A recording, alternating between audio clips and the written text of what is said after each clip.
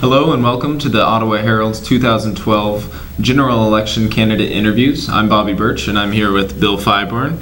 Mr. Feuerborn is a Democratic candidate seeking election to Kansas House District 5, which includes parts of eastern Franklin County. Mr. Feuerborn, I'd like our viewers to learn a little bit more about you. Could you tell us where you're from and how you're involved in your local community? Sure, I will, Bobby. If you'll call me Bill, I'll call you Bobby. If that's all right. I live outside of Garnett in Anderson County. I'm 64 years old. Been in small businesses throughout my lifetime. Married for 36 years to my wife, Linda. We have 3 daughters and 7 grandchildren. We're lucky and blessed enough to have 4 of those grandchildren that live next door to us. So I've been in, like I indicated, small business. I also been in the cattle business, and I used to farm. I don't farm much anymore. I raise my own feed for my cows, but this is my 18th year in the legislature. I served 4 years on the local school board in Anderson County. I didn't dream that I would be in the House for 18 years, but it's been a learning process every day. I say that I've learned something when we're in session. So it's been very rewarding, and you do it because you think you can make a difference. Okay. Well, I know you just mentioned 18 years of experience in legislature, but do you have any other political experience or any other local political experience? Well, Bobby, just being on the local school board, and then from that, I actually replaced George Teagarden, who was the 5th District State Representative. He was appointed to the Livestock Commission, and so he called me up and asked me if I'd be interested. I'd never thought of it. Didn't ever dream about being a state representative, but when he asked me, I said, no, I'm really not that interested. But then he said, well, think about it. A week later he called me back, and that week period, I guess I decided, yeah, I can do that. I can take a common sense approach to Topeka and take the views and the values of the 5th District to Topeka and discuss issues. What are some of your legislative priorities on your platform? Well, Bobby, I serve on the ranking member on appropriations, so the budget has been and will continue to be the number one priority. And this year, more than most, because of there was a tax bill plan passed, and that takes away about 1/6 of our revenue for the state. It takes off the table income tax for corporations, sole proprietorships, and that's a big dollar amount. So our budget is going to have to be cut. In fact, the governor have already started the budget process, which all governors do, and he's requesting a 10% across the board cut to most agencies. So that's going to be the number one issue. Okay. How do you hope to or plan to accomplish some of these priorities if addressing the budget is among some of your priorities? Well, like you say, priorities, that's the big word in budgeting, because it's all based on priorities.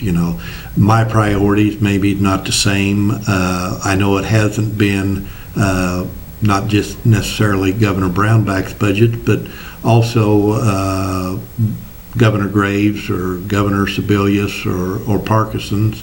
There's still some waste in the budget, I feel like. Maybe waste is not the correct word in all of the items, but like we give $5 million to the Wichita Airport just so they can give that money to buy down plane tickets, to keep a discount flyer flying out of Wichita.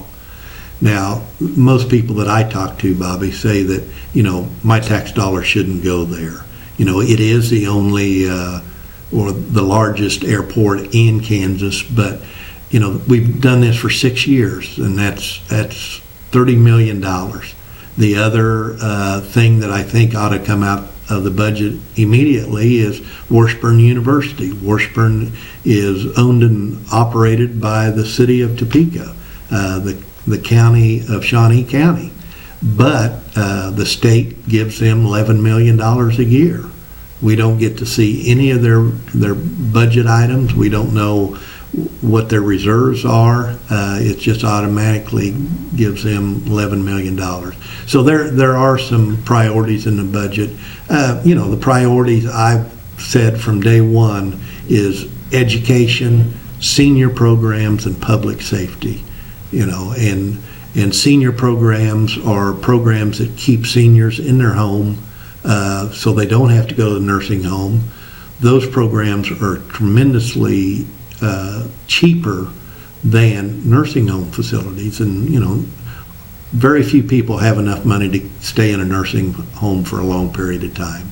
But the in-house programs that can be offered and is offered can keep them in their home. Public safety, our prisons are operating at 104% capacity. No doubt that we're going to have to expand probably in El Dorado. Sad to say. But, we have to lock up criminals so you feel safe in your home. And, of course, education. If we keep cutting education, what do we tell our youth or what do we expect out of our school system if they don't have the revenue needed to hire the best teachers in their school districts? Well, Bill, why do you think that you're the best candidate to represent your district? Well, I think, the best, that's one bad thing about election, you kind of have to talk about yourself, and, you kind of want your deeds for people to remember. I have been there 18 years, didn't dream I'd be there that long. I think that I've worked both Democrats and Republicans. I'm the only person that anybody can remember that carried a budget amendment that had the whole budget in it to the House floor. And that was, I think it was 400 and some pages that I had worked with, not all myself, but worked with another representative, a Republican actually, to put a budget together, because the budget that came out of the committee didn't pass on the House floor. And so I offered this amendment 2 days later, and it carried the House floor. It actually cut Governor Parkinson's budget by $250 million. It was not what we wanted to do, but the revenues were down. It needed to be done. And actually, the Senate didn't even discuss it. They agreed with it and passed it on to Governor Parkinson. And that budget was $5.5 billion SGF. The governor budget last year that was passed was $6.1 billion. So in 2 years, state general fund spending has gone up almost $1 billion. So, I take a pretty conservative approach to spending taxpayers' dollars. Well, you kind of touched on this a little bit earlier. Much of the 2012 legislative session was defined by political gridlock and the inability for legislature to reach a compromise. If elected, how would you reach compromise through partisan politics? Well, I think the items that are big items are one that got very partisan, and maybe partisan is not totally the correct word, because there was the tax bill was the number one item that had concerns. There were some Republicans that didn't support it. When you take 1/6 of the revenue away, I think we have to revisit that tax plan of Governor Brownback. I've talked to CPAs throughout the state, and they don't know how it's going to work. I call it, a tax shift, because with that revenue gone, that only leaves two other taxable authorities or taxable systems, and that's property tax and sales tax. We had to pass, and I say had to, pass a sales tax increase 3 years ago. First tax increase that I've ever voted for. But it was that option or property tax increase is what was promoted by the other side of the aisle.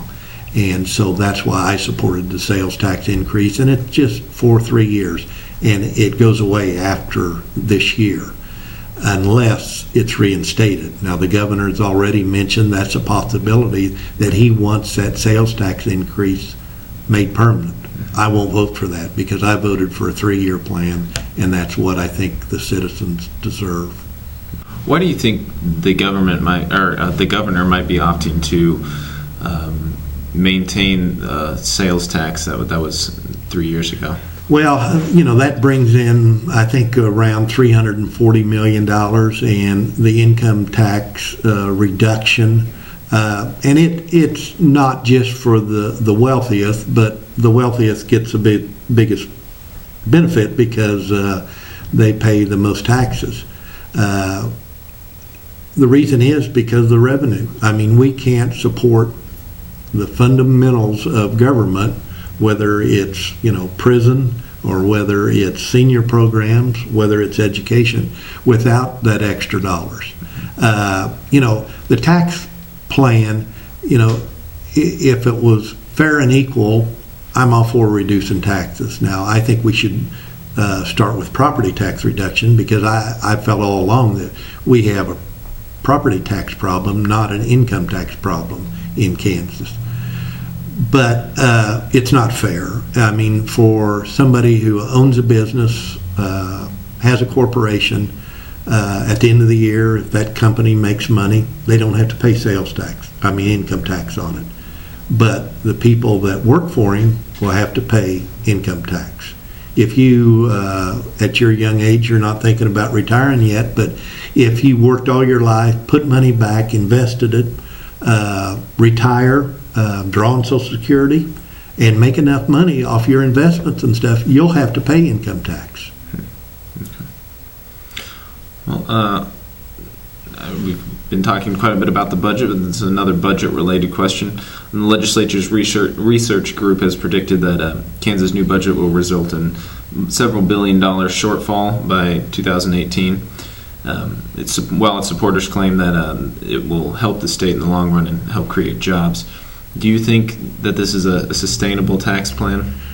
No, I don't think it's a sustainable tax plan. I mean, hopefully it will increase jobs because that's what we have to do in Kansas, and that's what every other state's trying to do.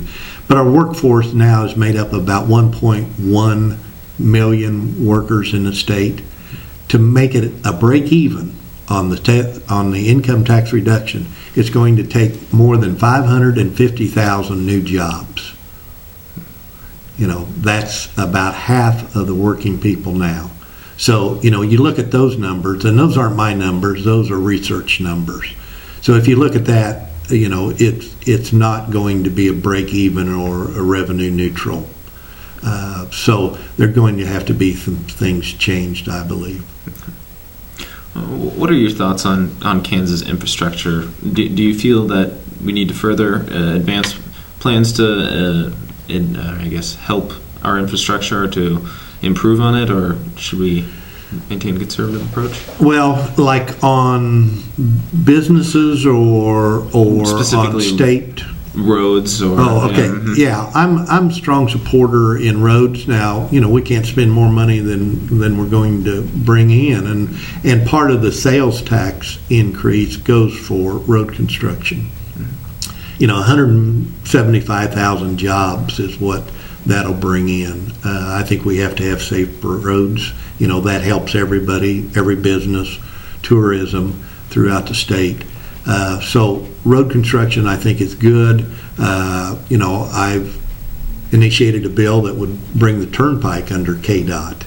It's a standalone authority. I think that we need to do that. Cut costs, I think, would if we joined them together, would happen. So that is a job maker, road construction. Okay. What are some of the main differences in your mind between you and your opponent? Well, I don't know Kevin that well. We've had a couple forums together. I guess, my concern is that, I would go to Topeka and vote my district, not vote with straight Democrat agenda. I would vote for what's good for the 5th District. I believe in public education. I know my opponent's on the school board, but I actually have been told that he homeschools his children. So that's a big difference. I strongly believe in public education. Can it improve? Sure it can. But, to educate every child is a major feat, and that's what our public schools do. I think the knowledge of being up there 18 years, that, I know the process. I know there's some people that think we ought to have term limits and have a rollover. This year we're going to have probably between 40 and 50 new state representatives. So, it's going to be a year where I think you need some experience, and I think that's what I have. And, the main thing is a common sense approach. I think I have respect from both Republicans and Democrats, and I work with both. Okay.